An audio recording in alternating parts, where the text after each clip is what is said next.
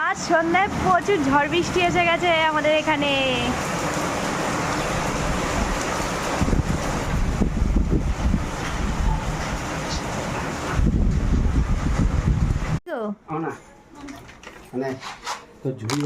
হ্যাঁ,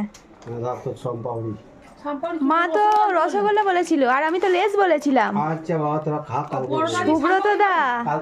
সুব্রত দা দেখুন আজকে কপালে রয়েছে আপনার।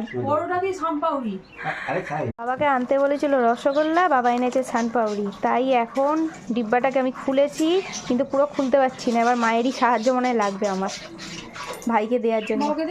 তাই মাও খুলতে পারছে না। ফাইনালি বাবা খুলেছে,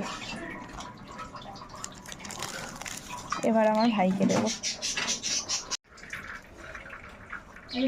মা এখন রাতের ডিনার আমাদের হাতে একদম দিতে আরম্ভ করে দিয়েছে।